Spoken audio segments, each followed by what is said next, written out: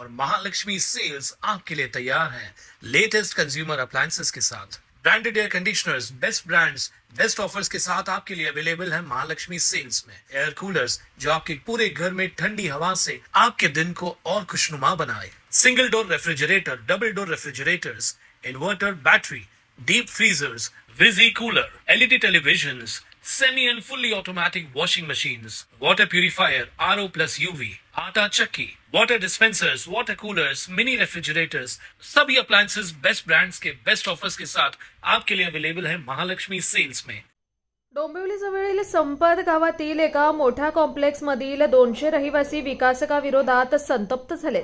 विकासकाने विविध सुविधा देऊ असं सांगितलं, मात्र त्या अर्धवट सुविधा दिल्या आणि गेली 3 वर्ष होऊन सुद्धा सुविधा मिळत नसल्यानं रहिवासी आक्रमक झालेत।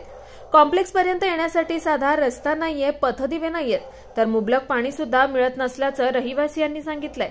तसेच मेंटेनन्स घेऊन 3 वर्षाच्या सुविधा विकासक देणार होता त्या दिल्या गेल्या नाहीत असा आरोप रहिवासीयांनी केलाय। त्यामुळे भाजप आक्रमक झाली असून विकासकाविरोधात आंदोलन करू असा इशारा भाजपचे कल्याण जिल्हा उपाध्यक्ष संदीप माळी यांनी दिलाय। हे बघा, जेव्हा लोढा इथे आला तेव्हा ग्रामपंचायत होती, त्यावेळेला सरपंच आमच्या घरचेच होते। त्यावेळेला आम्ही आधीच सांगितलं होतं इथे तुम्ही जी लोक आणाल तुम्ही रूम विकून मोकळे व्हाल, यांना समजायला आम्हाला लागेल। बरेच दिवस झाले आम्ही बिल्डिंग मध्ये जात नव्हतो, तर कसं होतं नवीन लोक राहायला आली होती, राजकारण आतमध्ये नको म्हणून आम्ही कॉन्टॅक्ट पण केला नव्हता। आज रस्ता, रोड, पाणी, कुत्र्यांची जे आयदोस आहे तो जर लोढा कंपनीने या दिवाळीच्या आत जर रस्ता नाही बनवला तर आम्ही संपूर्ण रहिवासी आणि माझी पार्टी प्रचंड मोर्चा करून लोढाचा निषेध करणार। तर माझ्या लोढा कंपनी चांगले संबंध आहेत, तरी सुद्धा या लोकांची फसवणूक करतात, त्यामुळे त्यांचा आम्ही निषेध करू। आणि लाईटचा विषय असेल, त्यांना सांगितलं मगाशी मी की लाईट अजून हँडओव्हर त्यांनी केलं नाही ते बोलतायत, तर लाईट आम्ही लावून देतो, पण त्याचं बिल त्यांनी लोढाने भरावा। आणि पाण्याचा विषय ते बोलले का 4ची लाईन टाकली तर आम्ही 1 लाईन टाकतो। दिवाळीच्या आत पुन्हा सांगतो, जर यांनी रोड नाही बनवून दिला तर आम्ही संपूर्ण त्याच्या महिला असतील किंवा इथे पुरुष असतील त्यांच्या ऑफिसला, मेन ऑफिसला जाऊन ते निषेध करू आणि त्याची सगळी कामं बंद करू। सॉल्व्ह करणार आहात काय सांगाल? ही सगळी माहिती आम्हाला हा पत्राद्वारे दिलेली आहे, ते मी वाचू। त्याच्यामध्ये सिरियस विषय तो रस्त्याचा आहे। मनाप्रमाणे आतापर्यंत सडक झालीच नाहीये, तर झाली पाहिजे आणि मॅनेजमेंटशी आपण बोलू।